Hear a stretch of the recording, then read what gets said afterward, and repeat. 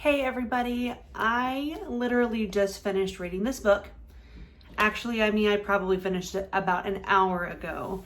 I finished the last couple of hours while I was doing yard work today. I was listening, of course, to an audiobook. And as soon as I was finished, the first thing I had to do was take a shower. But while I was in the shower, I thought I have to record a video on this right away because I need to talk about it. Like, it was so good. But not only was it so good, but I was so affected by it that I thought if I don't get this off of my chest right away and talk about it, I could foresee myself sliding into like a post-book depression. And let me be clear, it's not because the book is depressing. I just can't believe it's over. Like, I don't want it to be over. I don't want to say goodbye to these characters. I'm like, full disclaimer, might get a little emotional while I'm talking about this, which is not something I do very often because I don't know if anyone on here watching me is familiar with like personality types and Enneagrams, but I'm an Enneagram 7, and one of the traits is I'm not somebody who likes to feel my emotions. I would much rather reframe, deflect, move on, and just repress. This book made me feel my emotions, and I'm not even mad at it. So anyway, this book is called A Man Called Ove. Now, I probably, like you, if you haven't read it, assumed that it was called Ove, A Man Called Ove, because it's Swedish and I'm American and I only know how to pronounce things like Americans do. So I assumed it's called A Man Called Ove. So like I said, I did listen to the audiobook. Like always, I did a little bit of both. I read with my eyes from the physical copy that I got from the library. A little bit more on that later. And I listened to the audiobook. The audiobook is about 9 hours long, and it is narrated by J.K. Simmons, who did a phenomenal job. The book is 335 pages long, if that gives you any like reference between the two. Anyway, in the audiobook, it is clearly pronounced Uva. And I wouldn't have guessed that, but that is the pronunciation. I looked it up, and apparently that's how Swedish people will pronounce this name. So, A Man Called Ove. My mother has been trying to get me to read this book for a couple of years now.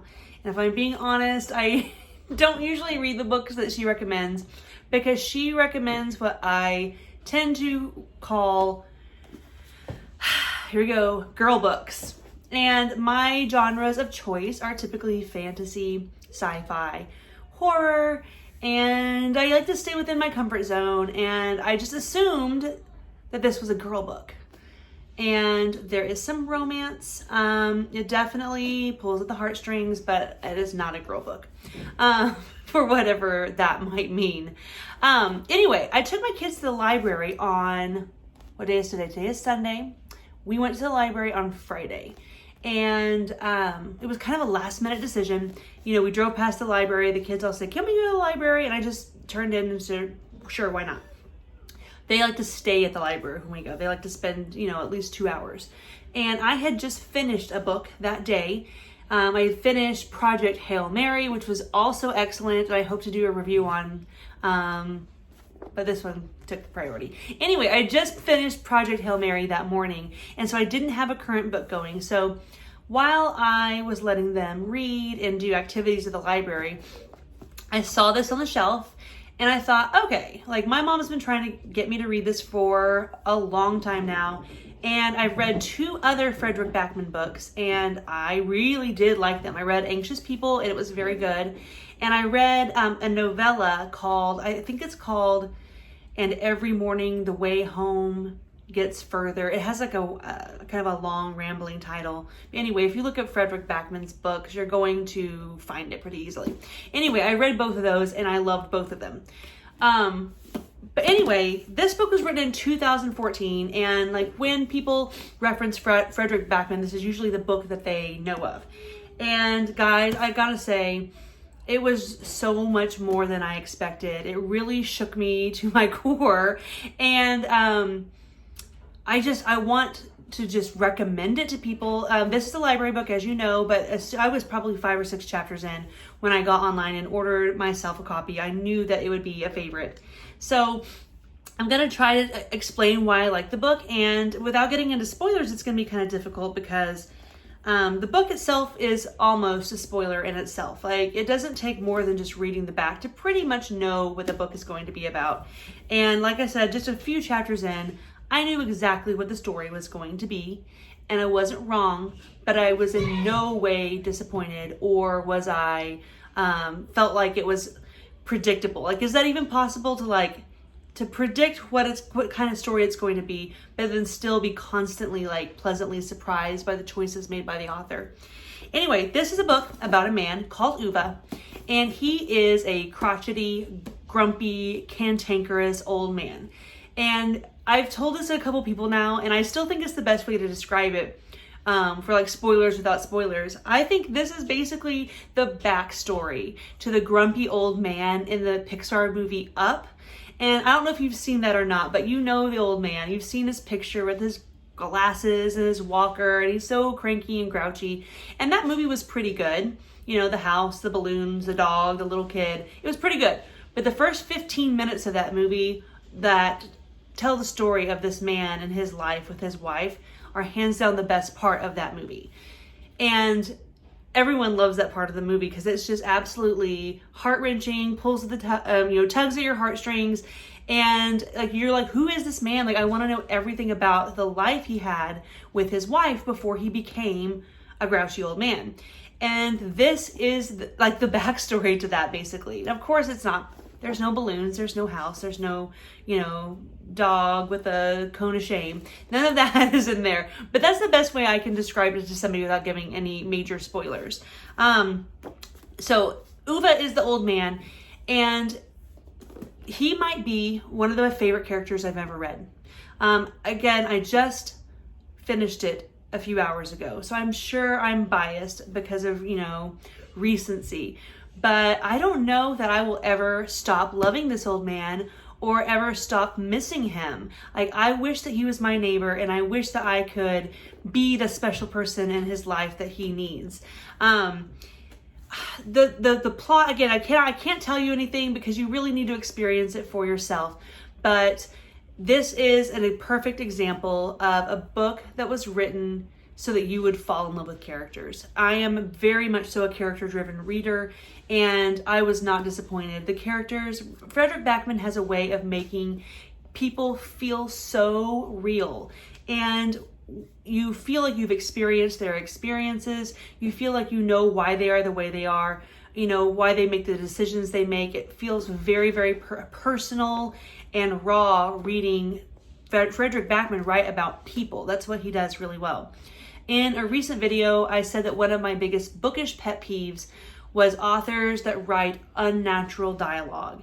And you're not going to find any of that here. That is a huge strength of Frederick Backman. He writes dialogue that feels just absolutely realistic and personal. To me, the biggest takeaway from this book was stressing the importance of community and investing in people.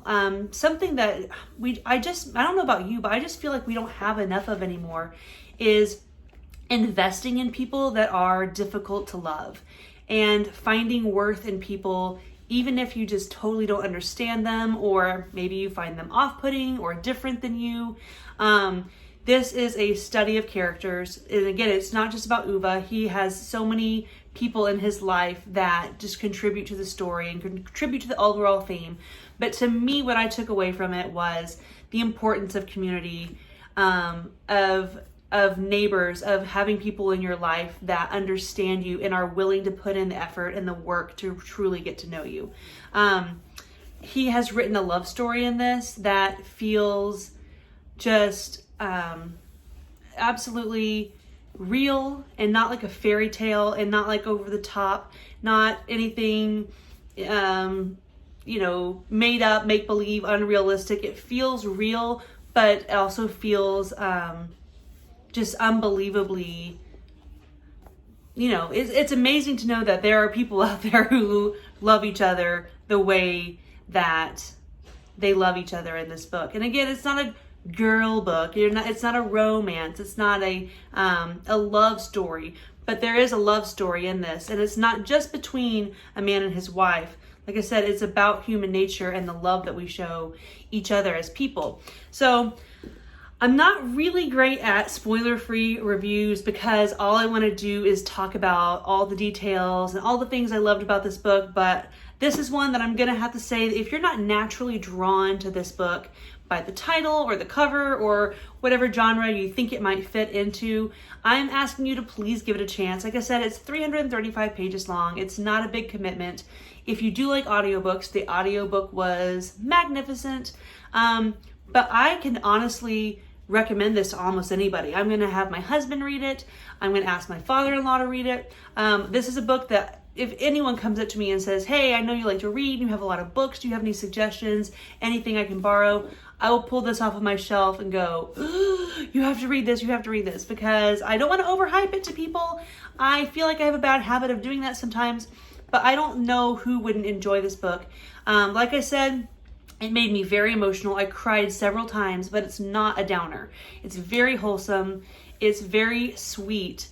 And it leaves you with just about a perfect ending. I was kind of nervous. I wasn't sure where he was going with how this book was going to wrap up. I was a little bit nervous. And without saying too much, I was very happy with the way it ended. And yeah, all in all, like I said to some friends, this was the easiest 5-star rating I've ever given on Goodreads. I'm not a huge fan of Goodreads ratings or 5-star scale, but I don't like to call books perfect because I'm sure this book isn't perfect. But right now, having read it in about 3 settings over the last 3 days, letting it marinate for a minute, I can't think of any complaints I have in this book. Any nitpicky critiques, I can't think of anything. To me, this is basically a perfect book, which is interesting because it's not even in my genre wheelhouse. It's just something that I think was so perfectly done, I can't imagine someone not enjoying it. So that's all I'm going to say for now. Thanks for watching. Please let me know if you have read this book. Like, pop into the comments so we can talk about it. I'm dying to find people to chat with about this book, and if you haven't read it, please consider picking it up because I thought it was just absolutely lovely. And you know, even if it's just a small increment, I feel like a better person for reading it. Like, it's changed my outlook. It has changed the way I'm going to treat people, speak to people. Hopefully these will be lessons I keep with me for life, but if not, I see myself reading this many, many times throughout life, and hopefully it'll always be a good refresher, because this book, it lives in here now, and I absolutely love it. I miss Uva, excuse me, and I'm already looking forward to reading it again. So please drop in the comments, let me know what you think, and thanks for watching.